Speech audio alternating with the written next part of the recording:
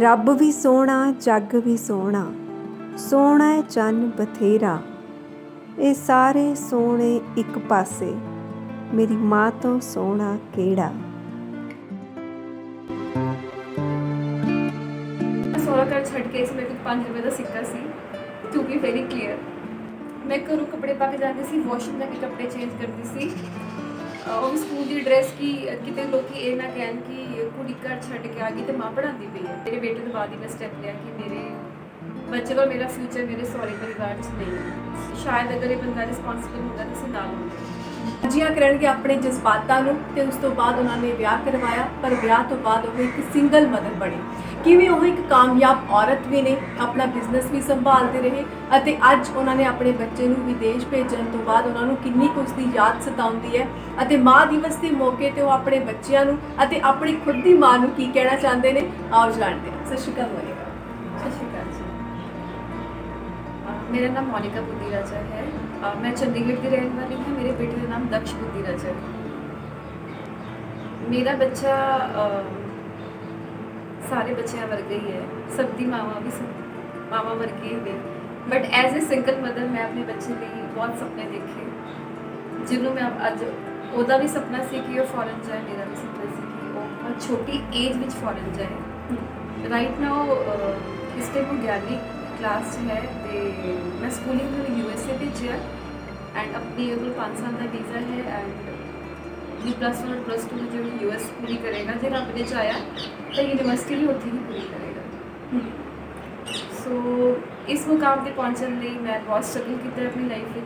मैं जैसे गलत बच्चे बड़े अच्छे स्कूल पाया, वो याद रखना पब्लिक स्कूल पढ़िया हुआ है एंड उत्थे दा वो टॉपर स्टूडेंट भी रहा है जी। सो माँ बनना जिंदगी का सब तो बड़ा सुख है, जो मैंने लगता है कि हर एक माँ को एक ऐसा का बच्चा नसीब होना चाहिए। ਇੱਕ ਯੰਗ ਬੱਚੇ ਨੂੰ ਸੰਭਾਲਣਾ, ਇੰਨੀ ਛੋਟੀ ਉਮਰ ਦੇ ਵਿੱਚ ਉਸ ਨੂੰ ਬਾਹਰ ਭੇਜਦੇ ਆ, ਕੋਈ ਡਰ ਨਹੀਂ ਹੋਇਆ ਮਨ ਦੇ ਵਿੱਚ ਕਿ ਉੱਥੇ ਸਾਰੀਆਂ ਚੀਜ਼ਾਂ ਨੂੰ ਉਹ ਕਿਵੇਂ ਦੇਖੇਗਾ ਜਾਂ ਕਿਵੇਂ ਜਾਣੇਗਾ? ਇਹ ਉਹੀ ਪੜਾਅ ਹੁੰਦੇ ਨੇ ਜਦੋਂ ਬੱਚਾ ਬਹਿਕ ਵੀ ਸਕਦਾ ਤੇ ਕੁਝ ਬਣ ਵੀ ਸਕਦਾ। आजकल के यूथ ਜਿਹੜੇ ਹੈਗੇ ਨੇ ਆਪਾਂ ਕਹਿੰਦੇ ਕਿ 13 ਸਾਲ ਦੇ ਉਮਰ ਬਾਅਦ ਟੀਨੇਜ ਸ਼ੁਰੂ ਹੋ ਜਾਂਦੀ ਹੈ।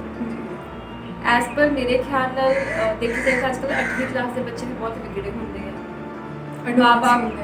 ਮਾਂ-ਬਾਪ ਬੱਚਿਆਂ ਨੂੰ ਬਹੁਤ ਛੇਤੀ ਉਹਨਾਂ ਦੇ ਹੱਥ ਦੇ ਵਿੱਚ 2 ਵੀਲਰ ਵਹੀਕਲਸ ਪਕੜਾ ਦਿੰਦੇ ਆ, ਕਈ ਗੱਡੀਆਂ ਚਲਾਉਂਦੇ ਆ, ਕਈ ਕੁੜੀਆਂ ਛੇੜਦੇ, ਬਹੁਤ ਕੁਝ ਹੈ ਅੱਜਕੱਲ ਦੀ ਜਨਰੇਸ਼ਨ ਦੇ ਵਿੱਚ। ਲੇਕਿਨ ਇਹ ਡਿਪੈਂਡ ਕਰਦਾ ਸੀ ਮੈਂ ਬੱਚਿਆਂ ਨੂੰ ਕਿਸ ਤਰੀਕੇ ਨਾਲ ਪਾਲਿਆ। मेरे बच्चे ने अगर आज तक मेरे कोई छोटी मोटी चीज़ की डिमांड की है, मैं उन्हें लगता सी ये भी सही है मैं पूरी की। बट उदो और मेरा गोल बहुत इको ही है कि असी लाइफ से कुछ बनना है। सो जब मैं अपना सोहरा घर छड़ के इसमें कुछ 5 रुपए का सिक्का सी टू बी वेरी क्लीयर। मतलब मेरे इन लॉज ज़्यादा फाइनैशियली स्ट्रॉन्ग नहीं थे। मैं सब कुछ छड़ के अपने बच्चे को लैके अपनी माँ को लाई सी। मैनू भी मेरी माँ ने पढ़ाया। मेरी बहुत छोटी उम्र च ब्याह हो गया सी जब मैं 10वीं पढ़ती सी एंड मेरा बच्चा भी जब मैं 23 साल की सी उदों होया सी। एंड मेरे बेटे तो बाद ही मैं स्टेप लिया कि मेरे बच्चे का मेरा फ्यूचर मेरे सौरे परिवार च नहीं है। उस बच्चे लिए मैं अपना घर छड्डिया। इस पेपर लिए अपने बच्चे के एडमिशन लिए मैं एक डिवोर्स लिया एंड मेरे घर दे लिए बहुत बड़ी चीज़ थी कि असी अजकल कभी कोर्ट कचहरी च गए नहीं हैं और अज वो बच्चा जिंदगी की हर एक चीज़ अवेल करेगा जब वो सैटल हो जाएगा। ਤੁਸੀਂ ਆਪਣੀ ਗੱਲ ਕੀਤੀ ਹੈ, ਜੇਕਰ ਥੋੜੀ ਜਿਹੀ ਪਾਸਟ ਦੀ ਗੱਲ ਕੀਤੀ ਹੈ, ਜੇਕਰ ਤੁਸੀਂ ਜਵਾਬ ਦੇਣਾ ਚਾਹੋ ਨਾ ਕਰਨਾ ਦਾ। ਜਿਸ ਸਮੇਂ ਤੁਸੀਂ ਉਹਨਾਂ ਨੂੰ ਛੱਡ ਕੇ ਆਏ ਸੀ, ਛੱਡਣ ਦੇ ਕਾਰਨ ਬਹੁਤ ਸਾਰੇ ਵੇ ਹੋਣਗੇ, ਪਰ ਕੀ ਤੁਹਾਨੂੰ ਆਪਣੀ ਉਹ ਆਖਰੀ ਮੁਲਾਕਾਤ ਜਦੋਂ ਬੰਦਾ ਕੋਈ ਕਿਸੇ ਨੂੰ ਅਲੱਗ ਹੋ ਰਿਹਾ ਕਿਸੇ ਚੀਜ਼ ਤੋਂ, ਖਾਸ ਕਰ ਕਿਸੇ ਇਨਸਾਨ ਤੋਂ, ਇੱਕ ਡਾਈਵੋਰਸ ਨਾਮ ਦਾ ਇੱਕ ਟੈਗ ਲੱਗ ਜਾਂਦਾ, ਟੈਬੂ ਮੰਨਿਆ ਜਾਂਦਾ ਆਪਣੀ ਵੱਡੀ ਸੋਸਾਇਟੀ ਦੇ ਵਿੱਚ ਇਸ ਨੂੰ, ਤੇ ਤੁਹਾਡਾ ਉਹ ਆਖਰੀ ਮੂਵਮੈਂਟ ਕੀ ਸੀ? ਆਖਰੀ ਮੁਲਾਕਾਤ ਦੇ ਵਿੱਚ ਤੁਹਾਡੀ ਕਿਸ ਤਰ੍ਹਾਂ ਦੇ ਨਾਲ ਗੱਲਬਾਤ ਹੋਈ ਸੀ? ਤੁਸੀਂ ਡਾਈਵੋਰਸ ਪੇਪਰ ਸਾਈਨ ਕੀਤੇ? एक्चुअली साढ़े परिवार में अज तक किसी ने डिवोर्स नहीं लिया मेरी मदर साइड से। सो उन्होंने बहुत वड्डी चीज़ सी। एक्चुअली मैं अपने हसबैंड की म्यूचुअल अंडरस्टैंडिंग नाल इंडिया आई सी कि असी चंडीगढ़ रहांगे। मेरा विआह लुधियाने होया सी एंड मेरे हसबैंड ने कहा कि तू चल मैं 5-10 दिन तक आ रहा कि थोड़ा जा मैनू कम है। साढ़े कोई लड़ाई झगड़ा नहीं सी, बस यही सीगा कि असी इत्थे आके सैटल होना। क्योंकि ये डिसीजन तां लिया सी मेरे हसबैंड नशे करन लग गए थे ਐਂਡ ਉਹ ਮਾਹੌਲ ਉਹਨਾਂ ਦਾ ਮਾਹੌਲ ਬਦਲਣ ਲਈ ਹੀ ਮੈਂ ਚੰਡੀਗੜ੍ਹ ਦਾ ਡਿਸੀਜ਼ਨ ਲਿਆ ਸੀ, ਬਟ ਉਹ ਆਏ ਨਹੀਂ। ਮੈਂ 3-4 ਸਾਲ ਵੇਟ ਕੀਤੀ ਬਟ ਨਹੀਂ। ਬਟ ਫਿਰ ਮੈਨੂੰ ਲੱਗਿਆ ਕਿ ਮੇਰੇ ਬੱਚੇ ਦੀ ਐਡਮਿਸ਼ਨ ਕਰਾਉਣ ਲਈ ਮੈਨੂੰ ਇਹ ਚੀਜ਼ ਇੱਕਾ ਪੇਪਰ ਜਿਹਦੇ ਉੱਪਰ ਡਿਵੋਰਸ ਕਰਨੇ ਬਹੁਤ ਜ਼ਰੂਰੀ ਹੈ। ਇਸ ਪੇਪਰ ਲਈ ਆਪਣੇ ਬੱਚੇ ਦੀ ਐਡਮਿਸ਼ਨ ਲਈ ਮੈਂ ਇੱਕ ਡਿਵੋਰਸ ਲਿਆ। ਐਂਡ ਮੇਰੇ ਘਰ ਦੇ ਲਈ ਬਹੁਤ ਵੱਡੀ ਚੀਜ਼ ਸੀ ਕਿ ਅਸੀਂ ਅੱਜ ਕੱਲ੍ਹ ਕਦੀ ਕੋਰਟ ਕਚਹਿਰੀ 'ਚ ਗਏ ਨਹੀਂ ਹਾਂ, ਬਟ ਮੈਂ ਗਈ ਆਪਣੇ ਬੱਚੇ ਲਈ ਤਾਂ ਕਿ ਉਹਦੀ ਐਡਮਿਸ਼ਨ ਕਿਸੇ ਅੱਛੇ ਸਕੂਲ 'ਚ ਹੋਏ। ਜੀ, ਇਸੇ ਕਰਕੇ ਉਹ YPS ਵਰਗੇ ਸਕੂਲ 'ਚ ਵੀ ਪੜ੍ਹਿਆ, ਟੌਪਰ ਵੀ ਰਿਹਾ ਉੱਥੇ ਦਾ, ਤੇ ਹੁਣ ਆਪਣੀ +1 ਦੀ ਪੜ੍ਹਾਈ ਬਾਹਰਲੇ ਦੇਸ਼ ਦੇ ਵਿੱਚ ਕਰ ਰਿਹਾ। ਤੇ ਮੋਨਿਕਾ, ਮੇਰੀ ਸਵਾਲ ਸੀ ਤੁਹਾਨੂੰ ਕਿ ਉਹਦੀ ਆਖਰੀ ਜਿਹੜੀ ਮੁਲਾਕਾਤ ਹੋਈ ਸੀਗੀ ਉਹ ਕੀ ਸੀ? ਮੈਂ ਐਜ਼ ਏ ਅਰਲੀ, ਜਿਵੇਂ ਮੇਰੇ ਵਿਆਹ ਨੂੰ ਲਾਈਕ 9 ਸਾਲ ਮੈਂ ਆਪਣੇ ਸਹੁਰੇ ਘਰ 'ਚ ਰਹੀ। ਐਂਡ ਜਦੋਂ ਮੈਂ ਡਿਵੋਰਸ ਲਈ ਅਪਲਾਈ ਕੀਤਾ, ਮੇਰਾ ਬੇਟਾ ਉਦੋਂ 4-5 ਸਾਲ ਦਾ ਸੀਗਾ। ਐਂਡ ਉਸ ਟਾਈਮ ਇੱਕ ਵੂਮਨ ਸੈੱਲ ਦੇ ਨਾਮ ਦੀ ਚੀਜ਼ ਸੀ, ਜੋ ਸਭ ਨੇ ਸੁਣੀ, ਅੱਜ ਵੀ ਹੈ। ਉਦੋਂ ਤੋਂ ਬਹੁਤ ਨਵੀਂ ਚੀਜ਼ ਸੀ, ਬਹੁਤ ਕਿਸੇ ਨੂੰ ਪਤਾ ਨਹੀਂ ਸੀ, ਮੈਨੂੰ ਵੀ ਨਹੀਂ ਪਤਾ ਸੀ। ਐਂਡ ਬਟ ਜਦੋਂ ਪਤਾ ਲੱਗਿਆ ਮੈਂ ਉੱਧਰ ਗਈ ਐਂਡ ਉਹਨਾਂ ਨੇ ਦੱਸਿਆ ਕਿ ਵੀ ਤੁਸੀਂ 9 ਸੈਕਟਰ ਚੰਡੀਗੜ੍ਹ ਦੇ ਵੱਲੋਂ ਮੇਨ ਆਫਿਸ ਜਾਓ, ਉੱਥੇ ਇੱਕ ਸਲਿੱਪ ਮਿਲਦੀ ਉਹ ਲੈ ਕੇ ਤੁਸੀਂ ਸਬਮਿਟ ਕਰੋ, ਦੈਨ ਅਸੀਂ ਤੁਹਾਡਾ ਕੇਸ ਫਾਈਲ ਕਰਾਂਗੇ। ਮੈਂ ਆਪਣਾ ਕੇਸ ਫਾਈਲ ਕਰਵਾਇਆ ਐਂਡ ਇੱਕ ਮੇਰੇ ਸਹੁਰੇ ਪਰਿਵਾਰ ਵਾਲੇ ਅਸੀਂ ਮਿਊਚੁਅਲ ਗੱਲ ਕੀਤੀ। ਫਿਰ ਡਿਸੀਜ਼ਨ ਲਿਆ ਗਿਆ ਕਿ ਮੈਂ, ਮੇਰੇ ਹਸਬੈਂਡ ਨੇ ਹੀ ਕਿਹਾ ਕਿ ਮੈਂ ਇਸ ਬੱਚੇ ਦੀ ਟੇਕ ਕੇਅਰ ਨਹੀਂ ਕਰ ਸਕਦਾ, ਕਿ ਤੂੰ ਜ਼ਿਆਦਾ ਵਧੀਆ ਟੇਕ ਕੇਅਰ ਕਰੇਗੀ। ਐਂਡ ਦੈਨ ਅਸੀਂ ਮਿਊਚੁਅਲ ਡਿਵੋਰਸ ਲਿਆ। ਜੀ 6 ਮਹੀਨੇ 'ਚ ਡਿਵੋਰਸ ਹੋ ਗਿਆ। ਔਰ ਜਿਹੜਾ ਆਖਰੀ ਪਲ ਸੀਗਾ, ਜ਼ਿਆਦਾ ਫਰਕ ਨਹੀਂ ਪਿਆ, ਬਸ ਇੱਕ ਆਂਸੂ ਆਇਆ ਸੀ ਕਿ ਮੇਰੀ ਮੰਮੀ ਨੇ ਮੈਨੂੰ ਪੜ੍ਹਾਉਣ ਲਈ ਤਾਂ ਹਿੰਮਤ ਕਰਤੀ, ਲੇਕਿਨ ਮੈਨੂੰ ਘਰ ਤੋਂ ਬਾਹਰ ਭੇਜਣ ਲਈ ਹਿੰਮਤ ਨਹੀਂ ਕੀਤੀ ਕਿ ਮੈਂ ਇੱਕ ਨਰਸਿੰਗ ਦੀ ਯੂਨੀਫਾਰਮ ਪਾ ਕੇ ਆਪਣੇ ਸਕੂਲ ਤੱਕ ਚਲੀ ਜਾਵਾਂ। ਉਹਨੂੰ ਪ੍ਰੈਕਟੀਕਲ ਚੀਜ਼ਾਂ ਦਿਖਾਈਆਂ। ਬੱਚੇ ਗਿਣਤੀ ਸਿੱਖਦੇ ਆ ਬੈਠ ਕੇ, ਮੈਂ ਗਿਣਤੀ ਸਿਖਾਈ ਰਾਈਟਸ ਦੇਖ ਕੇ, ਬੈਕ ਕਾਊਂਟਿੰਗ, ਆਪਾਂ ਰੈਡ ਲਾਈਟਸ ਕ੍ਰਾਸ ਕਰਦੇ। ਬਟ ਮੈਂ ਆਪਣੇ ਬੱਚੇ ਨੂੰ ਲੈ ਕੇ ਬਹੁਤ ਖੁਸ਼ ਹਾਂ ਕਿਉਂਕਿ ਰੱਬ ਨੇ ਮੈਨੂੰ ਬਹੁਤ ਕੀਮਤੀ ਚੀਜ਼ ਦਿੱਤੀ ਹੈ ਜਿਹਦੇ ਲਈ ਮੈਂ ਇੰਨਾ ਸਟਰਗਲ ਕੀਤਾ। ਜੀ, ਜਿਵੇਂ ਤੁਹਾਡੀ ਜ਼ਿੰਦਗੀ ਨੂੰ ਖੂਬਸੂਰਤ ਬਣਾਇਆ। ਹਾਂ ਮੋਨਿਕਾ, ਇੱਕ ਹੋਰ ਗੱਲ ਪੁੱਛਣਾ ਚਾਹਾਂਗੇ ਤੁਹਾਡੇ ਤੋਂ। ਇੱਕ ਸਿੰਗਲ ਮਦਰ ਹੋਣਾ, ਬੀਇੰਗ ਅ ਸਿੰਗਲ ਮਦਰ, ਤੁਹਾਨੂੰ ਆਪਣੇ ਬੱਚੇ ਨੂੰ ਲੈ ਕੇ ਕਿਹੜੀਆਂ ਮੁਸ਼ਕਿਲਾਂ ਆਈਆਂ ਤੇ ਤੁਹਾਨੂੰ ਸਮਾਜ ਦੇ ਵਿੱਚ ਕਿਹੜੀਆਂ ਮੁਸ਼ਕਿਲਾਂ ਆਈਆਂ? ਇਹਦਾ ਜਵਾਬ ਮੈਂ ਜਦੋਂ 10ਵੀਂ ਪੜ੍ਹੀ ਸੀ, ਮੇਰਾ ਵਿਆਹ ਹੋ ਗਿਆ ਸੀ ਤੇ ਮੈਂ 12ਵੀਂ ਕੀਤੀ 8 ਸਾਲ ਬਾਅਦ, ਵਿਆਹ ਤੋਂ ਬਾਅਦ। ਜੀ, ਮੈਂ 99 ਸਟੈਂਡ ਕੀਤੀ ਸੀ। 2007 ਵਿੱਚ ਮੈਂ +2 ਕੀਤੀ ਤੇ ਮੇਰੀ ਮੰਮੀ ਨੇ ਮੈਨੂੰ ਪੜ੍ਹਾਉਣ ਲਈ ਤਾਂ ਹਿੰਮਤ ਕਰਤੀ, ਲੇਕਿਨ ਮੈਨੂੰ ਘਰ ਤੋਂ ਬਾਹਰ ਭੇਜਣ ਲਈ ਹਿੰਮਤ ਨਹੀਂ ਕੀਤੀ ਕਿ ਮੈਂ ਇੱਕ ਨਰਸਿੰਗ ਦੀ ਯੂਨੀਫਾਰਮ ਪਾ ਕੇ ਆਪਣੇ ਸਕੂਲ ਤੱਕ ਚਲੀ ਜਾਵਾਂ। ਮੈਂ ਨਰਸਿੰਗ ਕੀਤੀ ਡੇਰਾ ਬਸੀ ਤੋਂ। ਮੈਂ ਘਰੋਂ ਕੱਪੜੇ ਪਾ ਕੇ ਜਾਂਦੀ ਸੀ, ਵਾਸ਼ਰੂਮ ਜਾ ਕੇ ਕੱਪੜੇ ਚੇਂਜ ਕਰਦੀ ਸੀ। ਉਹ ਵੀ ਸਕੂਲ ਦੀ ਡਰੈਸ ਕਿ ਕਿਤੇ ਲੋਕੀ ਇਹ ਨਾ ਕਹਿਣ ਕਿ ਕੁੜੀ ਘਰ ਛੱਡ ਕੇ ਆ ਗਈ ਤੇ ਮਾਂ ਪੜ੍ਹਾਉਂਦੀ ਪਈ ਹੈ। ਬਟ ਨਹੀਂ, ਉਹ ਸਿਰਫ 1-2 ਮਹੀਨੇ ਦੀ ਗੱਲ ਸੀ। ਜਦੋਂ ਮੇਰਾ ਇਹ ਚੀਜ਼ ਮੇਰੇ ਸਾਹਮਣੇ ਆਈ ਕਿ ਨਹੀਂ, ਮੈਂ ਕੁਝ ਬਣਨਾ ਹੈ, ਮੈਂ ਕਦ ਤੱਕ ਛੁਪਾਉਂਗੀ ਕਿ ਮੈਂ ਪੜ੍ਹਨਾ ਅੱਛੀ ਗੱਲ ਹੈ, ਹਰ ਕਿਸੇ ਨੂੰ ਪੜ੍ਹਨਾ ਚਾਹੀਦਾ। ਮੈਂ ਪੜ੍ਹੀ, ਮੈਂ 10th ਤੋਂ ਬਾਅਦ ਆਪਣੇ ਜੌਬ ਦਾ +2 ਕੀਤੀ, ਮੈਂ ਨਰਸਿੰਗ ਕੀਤੀ, ਫੋਰਟਿਸ ਹਸਪੀਟਲ ਜੌਬ ਕੀਤੀ ਐਂਡ ਨਾਓ ਮੈਂ ਨਰਸ ਦਾ ਥੋੜ੍ਹੇ ਬਹੁਤ ਕੰਮ ਦੇਖੂੰਗੀ। ਮੇਰਾ ਬਿਜ਼ਨਸ ਦੇਖੋ ਕਿੰਨੀ ਸਟਰਗਲ ਭਰੀ ਲਾਈਫ ਹੈ ਜਿਸ ਦੇ ਵਿੱਚ ਇੱਕ ਕੁੜੀ ਦੀ ਛੋਟੀ ਉਮਰ ਦੇ ਵਿੱਚ ਪਹਿਲਾਂ ਵਿਆਹ ਹੋਇਆ, ਉਸ ਤੋਂ ਬਾਅਦ ਉਹਨੇ ਆਪਣੇ ਸਹੁਰਾ ਪਰਿਵਾਰ ਨੂੰ ਸਮਝਾਉਣ ਦੀ, ਸੰਭਾਲਣ ਦੀ ਕੋਸ਼ਿਸ਼ ਕੀਤੀ। ਜਦੋਂ ਉੱਥੇ ਕੁਝ ਨਾ ਬਣਿਆ ਤਾਂ ਉਸਨੂੰ ਮਾਹੌਲ ਨੂੰ ਦੇਖਦੇ ਹੋਏ ਘਰ ਛੱਡਣ ਤੱਕ ਦੀ ਨੌਬਤ ਆ ਗਈ। ਪਰ ਗਨੀਮਤ ਰਹੀ ਕਿ ਉਸ ਬਾਪ ਦੇ ਵੱਲੋਂ, ਚਾਹੇ ਉਸ ਨੂੰ ਸ਼ਰਮਿੰਦਗੀ ਮੰਨੇ ਹੋ ਜਾਂ ਫਿਰ ਕੁਝ ਵੀ, ਕਿਉਂਕਿ ਉਸ ਦੇ ਵੱਲੋਂ ਇਹ ਕਿਹਾ ਗਿਆ ਕਿ ਤੂੰ ਜ਼ਿਆਦਾ ਵਧੀਆ ਕੇਅਰ ਕਰ ਸਕਦੀ ਹੈ ਬੱਚੇ ਦੀ। ਇਸ ਗੱਲ ਤੋਂ ਇਹ ਸਾਬਿਤ ਹੋ ਗਿਆ ਸੀਗਾ ਕਿ ਉਹ ਬੰਦਾ ਕਿੱਥੇ ਤੱਕ ਸਟੈਂਡ ਰੱਖ ਸਕਦਾ ਆਪਣੇ ਬੱਚੇ ਲਈ ਤੇ ਤੁਸੀਂ ਕਿੱਥੇ ਤੱਕ ਸਟੈਂਡ ਕਰੋਗੇ। ਚਲੋ ਫਿਲਹਾਲ ਇਹ ਜੋ ਵੀ ਸੀਗਾ ਇਹ ਪਾਸਟ ਦੀਆਂ ਗੱਲਾਂ ਸੀਗੀਆਂ, ਪਰ ਜੇਕਰ ਆਪਾਂ ਅੱਜ ਦੀ ਗੱਲ ਕਰੀਏ ਤਾਂ ਅੱਜ ਦਕਸ਼ ਬਾਹਰ ਬੈਠਾ ਤੁਹਾਡਾ ਬੇਟਾ, ਜਿਸ ਦੀ ਉਮਰ ਕਰੀਬ 15-16 ਸਾਲ 17 ਸਾਲ ਦੀ ਉਮਰ, 16 ਸਾਲ ਦੀ ਉਮਰ 'ਚ ਯੂਐਸ ਗਿਆ ਸੀ, ਹੁਣ 17 ਸਾਲ ਦਾ।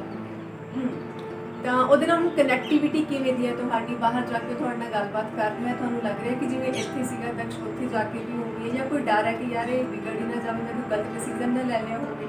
ਕਿਉਂਕਿ ਮੈਂ ਬਿਹਾਈਂਡ ਦਾ ਕੈਮਰਾ ਤੁਹਾਡੇ ਤੋਂ ਪੁੱਛਿਆ ਤਾਂ ਤੁਸੀਂ ਦੱਸਿਆ ਕਿ ਸਿਰਫ ਤੁਹਾਡਾ ਡਿਸੀਜਨ ਸੀ ਉਸਨੂੰ ਬਾਹਰ ਭੇਜਣਾ, ਫੈਮਿਲੀ 'ਚ ਹੋਰ ਕੋਈ ਵੀ ਰਾਜ਼ੀ ਨਹੀਂ ਸੀ ਇਸ ਗੱਲ ਤੋਂ। ਪਰ ਕੋਈ ਦਕਸ਼ ਐਕਚੁਅਲੀ ਕੋਈ ਵੀ ਪੇਰੈਂਟ ਆਪਣੇ ਬੱਚੇ ਨੂੰ ਬਾਹਰ ਭੇਜਦਾ, ਸਭ ਨੇ ਦੇਖਿਆ +2 ਤੋਂ ਬਾਅਦ ਹੀ ਭੇਜਦੇ ਆ। ਬਿਲਕੁਲ। ਜਾਂ ਅਗਰ ਜਲਦੀ ਏਜ ਵਿੱਚ ਭੇਜਣਾ ਜ਼ਰੂਰੀ ਸੀਗਾ ਕਿ ਮੈਂ ਚਾਹੁੰਦੀ ਮੇਰਾ ਬੱਚਾ ਜਲਦੀ ਐਕਸਪੋਜ਼ਰ ਲਈ ਬਾਹਰ ਦਾ, ਉਹਨੂੰ ਜੋ ਉਹਦੀ ਜੋ ਸਟਰਗਲ ਮੈਂ ਆਪਣੀ ਲਾਈਫ 'ਚ ਹੁਣ 40 ਸਾਲ ਦੀ ਏਜ 'ਚ ਕਰ ਰਹੀ ਹਾਂ, ਮੈਂ ਚਾਹੁੰਦੀ ਕਿ ਉਹਦਾ ਸਫਰ 25 ਸਾਲ 'ਚ ਜਦੋਂ ਹੋਏ ਖਤਮ ਹੋ ਜਾਏ ਜੀ, ਉਹ ਇੱਕ ਸਕਸੈਸਫੁਲ ਬਣੇ, ਆਪਣੀ ਲਾਈਫ ਵਿੱਚ ਜਲਦੀ ਸੈਟਲ ਹੋ ਜਾਏ, ਤਾਂ ਕਿ ਜੋ ਮੁਸੀਬਤਾਂ ਮੈਂ ਦੇਖੀ ਉਹ ਨਾ ਦੇਖੇ।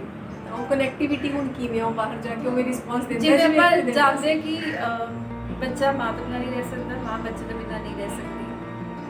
ਸਾਡੀ ਜਦੋਂ ਦੀ ਰਾਤ ਹੁੰਦੀ ਹੈ ਮੇਰੀ ਸਵੇਰੇ ਸਾਡੀ 10-15 ਮਿੰਟ ਤਾਂ ਰੋਜ਼ ਗੱਲ ਹੁੰਦੀ ਹੈ। ਕੋਈ ਇੱਕ ਦਿਨ ਹੈ ਜਾਂ ਨਹੀਂ ਹੁੰਦੀ, ਬਟ ਉਸ ਦਿਨ ਵਿੱਚ ਸਿਰਫ ਇਹੀ ਪੁੱਛਣਾ ਕੀ ਖਾਧਾ,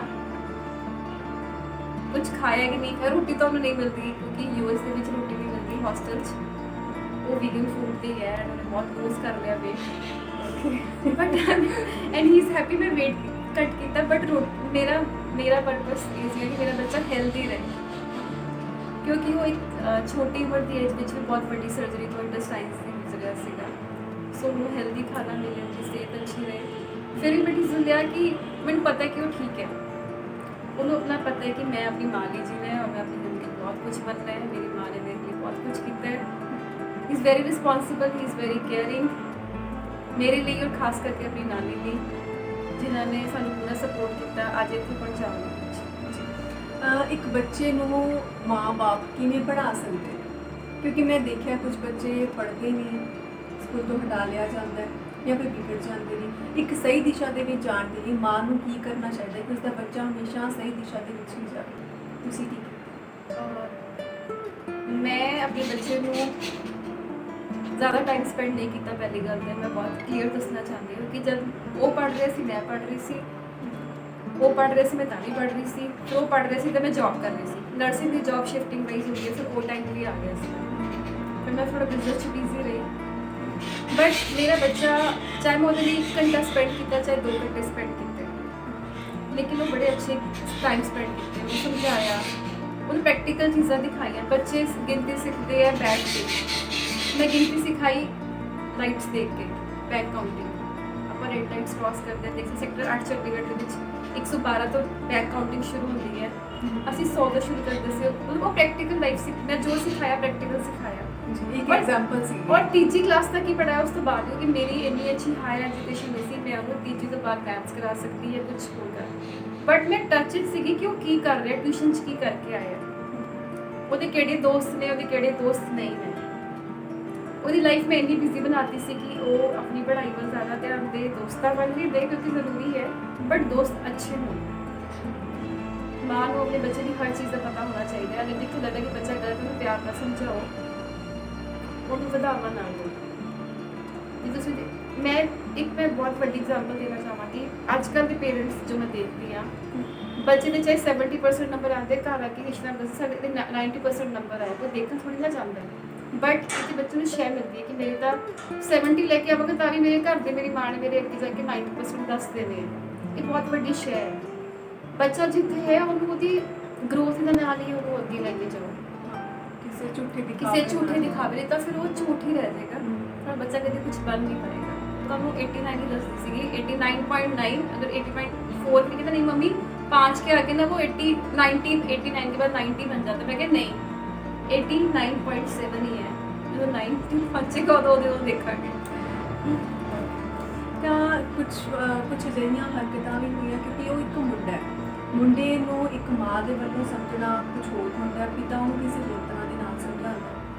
ਠੀਕ ਹੈ, ਕੁਝ ਉਹ ਗੱਲਾਂ ਆਈਆਂ ਕਿ ਤੁਹਾਨੂੰ ਲੱਗੇ ਕਿ ਕੋਈ ਡਿਸਟੈਂਸ ਹੋ ਰਹੀ ਹੈ, ਕੁਝ ਮੇਨਟੇਨ ਨਹੀਂ ਕਰ ਪਾ ਰਹੇ ਸੀ। ਮੇਰੇ ਬੱਚੇ ਨੂੰ ਅੱਜ ਤੱਕ ਕਦੀ ਬਾਪ ਦੀ ਕਮੀ ਨਹੀਂ ਮਹਿਸੂਸ ਹੁੰਦੀ। ਮੈਂ ਮਾਂ ਔਰ ਬਾਪ ਦੋਨੋਂ, ਜਿੱਥੇ ਬਾਪ ਬੱਚੇ ਨੂੰ ਵਿਗਾੜਦੇ ਉਹ ਖਿਡੌਣੇ ਲੈ ਕੇ ਦਿੰਦੇ ਆ, ਦੇਖਿਆ ਜਾਏ ਤਾਂ ਹੋਰ ਤਾਂ ਉਹਨਾਂ ਕੋਲ ਚੀਜ਼ ਨਹੀਂ ਹੈ ਕਿਉਂਕਿ because they are earning, but ਮੈਂ ਉਹਦੀ ਹਰ ਚੀਜ਼ ਪੂਰੀ ਕੀਤੀ। ਜਿੱਥੇ ਬਾਪ ਲਾਡ ਨਹੀਂ ਲਾਉਂਦਾ ਉੱਥੇ ਲਾਡ ਨਹੀਂ ਲਾਏ, ਜਿੱਥੇ ਮਾਂ ਪਿਆਰ ਕਰਦੇ ਮੈਂ ਉੱਥੇ ਪਿਆਰ ਵੀ ਕੀਤਾ। ਸੋ ਮੈਂ ਦੋਨੋਂ ਚੀਜ਼ਾਂ ਬੈਲੈਂਸ ਲੈ ਕੇ ਚੱਲਦਾ ਤਾਂ ਕਿ ਉਹਨੂੰ ਕਦੀ ਇਹ ਚੀਜ਼ ਕਦੀ ਮਹਿਸੂਸ ਨਾ ਹੋਏ ਕਿ ਮੇਰਾ ਸ਼ਾਇਦ ਮੇਰੇ ਪਾਪਾ ਹੁੰਦੇ ਮੈਨੂੰ ਇਹ ਚੀਜ਼ ਲੈ ਕੇ ਦਿੰਦੇ। ਮੈਂ ਉਹਦੀ ਉਹ ਹਰ ਇੱਕ ਚੀਜ਼ ਪੂਰੀ ਕੀਤੀ ਜੋ ਅੱਜ ਤੱਕ ਉਹਨੇ ਮੇਰੇ ਤੋਂ ਮੰਗੀ। ਬਟ ਮੈਂ ਅੱਗੇ ਮੰਗਿਆ ਕਿ ਜਿਹੜੀ ਪੜ੍ਹਾਈ ਉਹਦੀ ਪਰਸੈਂਟੇਜ, ਕਈ ਵਾਰੀ ਮੈਨੂੰ ਕਹਿੰਦਾ ਸੀਗਾ ਮੰਮੀ ਪਰਸੈਂਟੇਜ ਮੈਟਰ ਨਹੀਂ ਕਰਦੀ, ਤੁਹਾਡੀ ਨੌਲੇਜ ਮੈਟਰ ਕਰਦੀ ਹੈ। ਮੈਂ ਕਿਹਾ ਮੇਰੇ ਲਈ ਦੋਨੋਂ ਮੈਟਰ ਕਰਦੇ ਆ। ਸੋ ਅੱਜ ਉਹਦੇ ਕੋਲ ਨੌਲੇਜ ਵੀ ਹੈ, ਉਹਦੇ ਕੋਲ ਪਰਸੈਂਟੇਜ ਵੀ ਹੈ। ਉਹਨੇ ਲੋਕਡਾਊਨ ਦੇ ਵਿੱਚ ਵੀ ਅਗਰ ਆਇਲਸ ਲਈ ਸਾਡੇ ਕੰਸਲਟੈਂਟ ਨੇ ਕਿਹਾ ਕਿ ਅਗਰ 7.5 ਬੈਂਡ ਆ ਜਾਣਗੇ ਅਸੀਂ ਸਕਾਲਰਸ਼ਿਪ ਦਵਾ ਦਾਂਗੇ। ਮੈਂ ਕਿਹਾ ਕਿ ਮੇਰੇ ਕੋਲ ਪੈਸੇ ਹਜੇ ਘੱਟ ਹੈ ਪਰ ਰੁਕ ਕੇ ਸਟੱਡੀ, ਮੰਮੀ ਸਟੱਡੀ ਕਰਨ ਦੀ ਲੋੜ ਨਹੀਂ ਹੈ। ਲੋਕਡਾਊਨ ਸੀ, ਕੋਈ ਇੰਸਟੀਚਿਊਟ ਖੁੱਲਿਆ ਨਹੀਂ ਸੀ ਆਇਲਸ ਤੋਂ ਉਸ ਟਾਈਮ 'ਤੇ, ਬਟ ਉਹਨੇ ਬਿਨਾਂ ਕੋਚਿੰਗ ਕੀਤੇ 7.5 ਬੈਂਡ ਲਈ, just because of his practical thing which YPS has given him. Because YPS ਇੱਕ ਉਹ ਸਟੇਸ਼ਨ ਹੈ ਬੱਚੇ ਲਈ ਜੋ ਉੱਥੇ ਪੜ੍ਹ ਜਾਂਦੇ ਉਹਦੀ ਗਰੋਥ ਆਲਰੇਡੀ ਹੈ, ਬਟ ਬੱਚਾ ਉਹਨੂੰ ਸਹੀ ਤਰੀਕੇ ਨਾਲ ਸਮਝੇ ਤਾਂ। ਸੋ ਅੱਛੀ ਜਗ੍ਹਾ, ਅੱਛੀ ਸੋਚ ਇਹ ਬਹੁਤ ਜ਼ਰੂਰੀ ਹੈ ਹਰ ਬੱਚੇ ਲਈ, ਹਰ ਮਾਂ ਲਈ ਜੋ ਸੁਪਨਾ ਦੇਖਦੀ ਹੈ ਆਪਣੇ ਬੱਚੇ ਲਈ। ਅੱਛਾ ਮੋਨਿਕਾ, ਜੇਕਰ ਤੁਸੀਂ ਆਪਣੀ ਮਾਂ ਦੇ ਨਾਲ ਬਿਤਾਇਆ ਹੋਇਆ ਕੋਈ ਪਲ ਸਾਡੇ ਨਾਲ ਸਾਂਝਾ ਕਰਨਾ ਚਾਹੋ ਜੋ ਤੁਹਾਨੂੰ ਯਾਦ ਹੋਵੇ। ਐਕਚੁਅਲੀ ਮੇਰੀ ਉਮਰ ਬਹੁਤ ਛੋਟੀ ਜਦ ਮੇਰਾ ਵਿਆਹ ਹੋ ਗਿਆ ਸੀਗਾ। ਮੇਰੀ ਤਾਈ ਜੀ ਨੇ ਮੈਨੂੰ ਬਹੁਤ ਪਿਆਰ ਕੀਤਾ ਹੈ। ਮੈਂ ਉਹਨੂੰ ਵੱਡੀ ਮੰਮੀ ਕਹਿੰਦੀ ਸੀ। ਕਦੀ ਪਤਾ ਨਹੀਂ ਲੱਗਿਆ ਕਿ ਮੇਰੀ ਆਹ ਵਾਲੀ ਮਾਂ ਹੈ ਕਿ ਮੇਰੀ ਆਹ ਵਾਲੀ ਮਾਂ ਹੈ। ਮੇਰੀ ਦੋ ਮਾਵਾਂ ਸੀਗੀਆਂ ਐਂਡ ਮੇਰੀ ਮਾਸੀਆਂ ਜਿਹੜੀਆਂ ਹੈ ਉਹ ਵੀ ਮੇਰੀ ਮਾਵਾਂ ਵਰਗੀਆਂ ਹੈ। ਅੱਜ ਮੇਰੇ ਨਾਨਕਿਆਂ ਨੇ, ਮੇਰੀ ਮਾਸੀਆਂ ਨੇ ਮੇਰੇ ਬੇਟੇ ਨੂੰ ਬਾਹਰ ਭੇਜਣ 'ਚ ਮੇਰੀ ਬਹੁਤ ਸਪੋਰਟ ਕੀਤੀ। ਮੇਰੀ ਤਾਈ ਜੀ, ਚਾਹੇ ਮੇਰੇ ਦਾਦਕਾ ਫੈਮਿਲੀ ਤੋਂ, ਉਹਨਾਂ ਦੀ ਇੱਕ ਮੋਰਲ ਸਪੋਰਟ ਮੇਰੇ ਲਈ ਬਹੁਤ ਵੱਡੀ ਹੈ, ਕਿਉਂਕਿ ਸਾਨੂੰ ਉਹਨਾਂ ਨੇ ਸਾਡੀ ਜੁਆਇੰਟ ਫੈਮਿਲੀ ਨੂੰ ਜੁਆਇੰਟ ਕਰਕੇ ਰੱਖਿਆ। ਅਸੀਂ ਜੁਆਇੰਟ ਫੈਮਿਲੀ 'ਚ ਰਹੇ। ਮੇਰੇ ਕਜ਼ਨ ਬ੍ਰਦਰ ਨੇ, ਮੇਰੀ ਖੁਦ ਦੇ ਬਹੁਤ ਰੀਅਲ ਬ੍ਰਦਰ ਹੈ। ਸਾਡਾ ਪਿਆਰ ਬਹੁਤ ਹੈ। ਕਿਉਂ? ਕਿਉਂਕਿ ਸਾਡੀ ਮਾਮਾ ਨੇ ਸਾਨੂੰ ਉਹ ਚੀਜ਼ ਸਿਖਾਈ ਹੈ ਕਿ ਜੁੜ ਕੇ ਕਿਵੇਂ ਰਹਿਣਾ ਹੈ।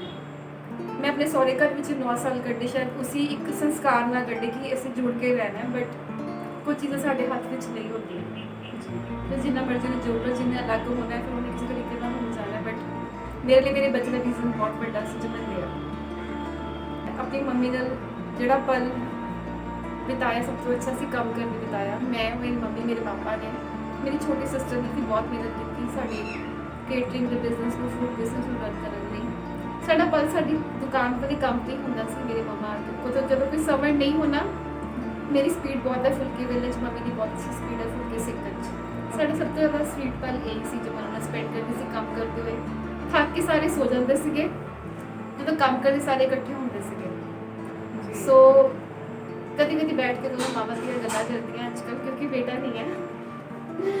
ਰੋਂਦੇ ਵੀ ਹਾਂ, ਹੱਸਦੇ ਵੀ ਹਾਂ, ਬਟ ਖੁਸ਼ ਵੀ ਹੁੰਦੇ ਹਾਂ ਕਿ ਅੱਜ ਦਾ ਸੈਕਰੀਫਾਈਸ ਅੱਗੇ ਕੰਮ ਹੋਊਗਾ।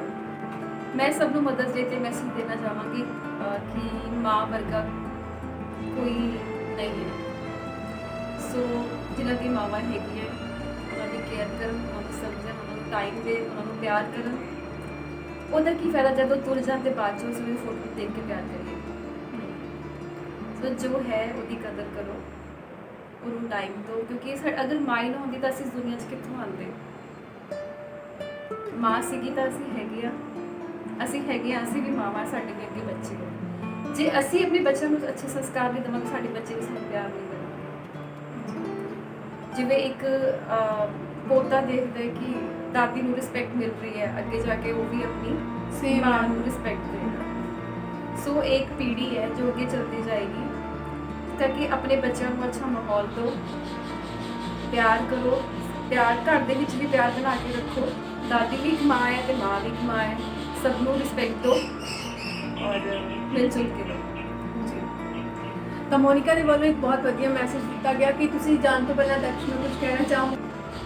ਸਾਰੇ ਬੱਚੇ ਆਪਣੀ ਮਾਵਾਂ ਨੂੰ ਪਿਆਰ ਕਰਦੇ, ਦਕਸ਼ ਵੀ ਮੈਨੂੰ ਪਿਆਰ ਕਰਦਾ, ਲੇਕਿਨ ਮੈਂ ਚਾਹਦੀ ਹਾਂ ਸਾਰੇ ਬੱਚੇ ਆਪਣੀ ਮਾਵਾਂ ਦਾ ਸਿਰ ਉੱਚਾ ਕਰਨ, ਜਿਵੇਂ ਦਕਸ਼ ਨੇ ਮੇਰਾ ਕੀਤਾ। ਮੇਰਾ ਬੜਾ ਸੁਪਨਾ ਸੀ ਕਿ ਮੇਰਾ ਬੱਚਾ ਵਾਈਕਿੰਗਸ ਸਟੇਜ 'ਤੇ ਇੱਕ 10th ਤੋਂ ਬਾਅਦ ਅਵਾਰਡ ਰਿਸੀਵ ਕਰਨ ਜਾਏ ਐਜ਼ ਏ ਟੌਪਰ, ਲੇਕਿਨ ਉਹ USC ਉਹ ਅਵਾਰਡ ਮੈਂ ਰਿਸੀਵ ਕਰਨ ਗਈ। ਮੇਰੇ ਲਈ ਬਹੁਤ ਪ੍ਰਾਊਡ ਦੀ ਗੱਲ ਸੀ ਕਿ ਮੇਰੇ ਬੱਚੇ ਦੇ 93% ਮਾਰਕਸ ਆਏ ਔਰ ਮੈਂ ਇੱਕ ਸਟੇਜ 'ਤੇ ਉਹਦੇ ਲਈ ਉਹ ਨਹੀਂ ਸੀ, ਉਹਦੇ ਬਦਲੇ ਮੈਂ prize as a honour receive ਕੀਤਾ। ਬਟ ਮੈਂ ਜੋ ਪ੍ਰਾਈਜ਼ ਖੋਲ੍ਹਿਆ ਨਹੀਂ ਹੈ, ਉਹ ਉਹਦਾ ਹੱਕ ਹੈ, ਉਹ ਹੀ ਆ ਕੇ ਖੋਲ੍ਹੇਗਾ ਜੋ ਇੰਡੀਆ ਮੇਰੇ ਕੋਲ ਆਏਗਾ ਛੁੱਟੀਆਂ ਵਿੱਚ। ਆਸ਼ਰਮ ਦੇ ਵਿੱਚ ਛੱਡੇ ਹੁੰਦੇ ਨੇ, ਚਾਹੇ ਉਹਦੀ ਫਿਜ਼ੀਕਲ ਅਪੀਅਰੈਂਸ ਕਰਕੇ ਛੱਡ ਕੇ ਆਉਣ ਜਾਂ ਫਿਰ ਕਿਸੇ ਹੋਰ ਕਾਰਨ ਨਾਲ ਕਰਕੇ, ਉਹ ਸਾਰੇ ਬੱਚੇ ਇਸ ਦਿਨ ਨੂੰ ਪੋਜ਼ਿਟਿਵਲੀ ਕਿਵੇਂ ਸੋਚਣ? ਦੇਖੋ, ਮੇਰੇ ਕੋਲ ਵੀ ਇੱਕ ਰਾਈਟ ਸੀਗਾ ਕਿ ਮੈਂ ਜਦੋਂ ਆਈ ਬਹੁਤ ਯੰਗ ਏਜ 'ਚ ਆਈ ਸੀ ਚੰਡੀਗੜ੍ਹ ਆਪਣੀ ਮਦਰ ਕੋਲ। ਮੇਰੇ ਕੋਲ ਆਉਂਦੇ ਹੀ ਮੈਨੂੰ ਕਿਹਾ ਗਿਆ ਕਿ ਤੁਸੀਂ ਆਪਣਾ ਬੱਚਾ ਮੇਰੇ ਕਿਸੇ ਰਿਲੇਟਿਵ ਨੂੰ ਦੇ ਦਿਓ ਤੇ ਤੂੰ ਫ੍ਰੀ ਹੋ ਜਾਏਗੀ, ਤੇਰਾ ਵਿਆਹ ਕਿਸੇ ਅੱਛੇ ਘਰ 'ਚ ਹੋ ਜਾਏਗਾ। ਉਹ ਆਪਣੀ ਜਗ੍ਹਾ ਸਹੀ ਸੀਗੇ। ਮੈਂ ਦਿਲ ਨਾਲ ਸੋਚਿਆ, ਦਿਮਾਗ ਨਾਲ ਨਹੀਂ ਸੋਚਿਆ, ਲੇਕਿਨ ਦਿਲ ਨਾਲ ਜ਼ਿਆਦਾ ਸੋਚਿਆ ਕਿਉਂਕਿ ਮੈਂ ਆਪਣੇ ਬੱਚੇ ਨੂੰ ਜੰਮਿਆ ਸੀ। ਮੇਰਾ ਬੱਚਾ 5 ਸਾਲ ਬਾਅਦ ਹੋਇਆ ਸੀ। ਦੇਖੋ ਮਾਂ ਵਾਲੀ ਫੀਲਿੰਗ ਕਿੰਨੀ ਵੱਡੀ ਸੀਗੀ। ਮੈਂ ਆਪਣੇ ਬੱਚੇ ਨੂੰ, ਹਜੇ ਤੱਕ ਮੇਰੀ ਮੈਰਿਜ ਸੈਕਿੰਡ ਮੈਰਿਜ ਨਹੀਂ ਹੋਈ, ਕਿਉਂਕਿ ਜਿੱਥੇ ਵੀ ਹੋਈ ਸਭ ਨੇ ਉਹਨੂੰ ਕਿਹਾ ਕਿ ਅਸੀਂ ਬੱਚਾ ਨਹੀਂ ਐਕਸੈਪਟ ਕਰਾਂਗੇ। ਲੇਕਿਨ ਮੈਂ ਜੋ ਮੈਮ ਨੇ ਹੁਣੇ ਮੇਰੇ ਤੋਂ ਕੁਐਸਚਨ ਪੁੱਛਿਆ ਕਿ ਪੇਰੈਂਟਸ ਬਾਰੇ, ਦੇਖੋ ਮਾਂ ਬਾਪ ਉਹ ਚੀਜ਼ ਹੈ ਜੋ ਜਿੰਨੀ ਮਰਜ਼ੀ ਕਮਾਈ ਕਰ ਲਓ ਨਹੀਂ ਮਿਲਦੀ। ਜੇ ਉਹ ਤੁਹਾਡੇ ਤੋਂ ਉੱਠ ਜਾਣ, ਕਿਤੇ ਚਲੇ ਜਾਣ ਜਾਂ ਰੱਬ ਕੋਲ ਚਲ ਸੋ ਉਹ ਜਿਵੇਂ ਵੀ ਹੈ ਸਾਡੇ ਹੈ। ਜੇ ਅੱਜ ਇੱਕ ਮਾਂ ਹੈ, ਅਗਰ ਬੱਚੇ ਨੂੰ ਕੁਝ ਹੋ ਜਾਏ ਕਿ ਮਾਂ ਬੱਚੇ ਨੂੰ ਛੱਡ ਦੇਗੀ, ਨਹੀਂ ਛੱਡੇਗੀ, ਉਹ ਆਪਣੇ ਗਲੇ ਨਾਲ ਲਗਾ ਕੇ ਰੱਖੇਗੀ। ਸੋ ਮਾਂ ਕਦੀ ਵੀ ਆਪਣੇ ਬੱਚੇ ਦਾ ਸਾਥ ਨਹੀਂ ਛੱਡਦੀ, ਫਿਰ ਬੱਚੇ ਕਿਉਂ ਮਾਂ-ਬਾਪ ਦਾ ਸਾਥ ਛੱਡ ਜਾਂਦੇ ਕਿ ਉਹਨੂੰ ਕੁਝ ਵੀ ਹੋ ਜਾਏ। ਸੋ ਜਿਵੇਂ ਮਾਵਾਂ ਬੱਚਿਆਂ ਨੂੰ ਆਪਣੇ ਗਲੇ ਨਾਲ ਲਗਾ ਕੇ ਰੱਖਦੀਆਂ, ਬੱਚਿਆਂ ਨੂੰ ਵੀ ਉਦਾਂ ਹੀ ਕਰਨਾ ਚਾਹੀਦਾ ਹੈ। ਜੀ ਬਿਲਕੁਲ, ਤੁਸੀਂ ਇਸ ਤੋਂ ਪਹਿਲਾਂ ਇਸ ਗੱਲ ਦਾ ਬਖੂਬੀ ਆਨਸਰ ਦਿੱਤਾ, ਜਵਾਬ ਦਿੱਤਾ, ਜਿਸ ਦੇ ਵਿੱਚ ਤੁਸੀਂ ਕਿਹਾ ਕਿ ਪੀੜ੍ਹੀ ਦਰ ਪੀੜ੍ਹੀ ਚੱਲਣ ਵਾਲੀ ਚੀਜ਼ ਹੈ। ਜਿਵੇਂ ਮਾਵਾਂ ਕਰਨਗੀਆਂ ਦਾਦੀਆਂ ਦੇ ਨਾਲ, ਉਵੇਂ ਹੀ ਅੱਗੇ ਅੱਗੇ ਪੀੜ੍ਹੀ ਦਰ ਪੀੜ੍ਹੀ ਉਹ ਚੱਲਦਾ ਰਹੇਗਾ। ਤਾਂ ਅੱਜ ਦੀ ਇਸ ਖਾਸ ਗੱਲਬਾਤ ਦੇ ਵਿੱਚ ਅਸੀਂ ਜਾਣਿਆ ਮੋਨਿਕਾ ਦੇ ਬਾਰੇ, ਇੱਕ ਕੁੜੀ ਦੇ ਬਾਰੇ, ਇੱਕ ਔਰਤ ਅਤੇ ਉਸ ਤੋਂ ਬਾਅਦ ਇੱਕ ਬੜੀ ਮਾਂ ਦੇ ਬਾਰੇ, ਸਿੰਗਲ ਮਦਰ ਜੋ ਕਿ ਸਕਸੈਸਫੁਲ ਹੈ।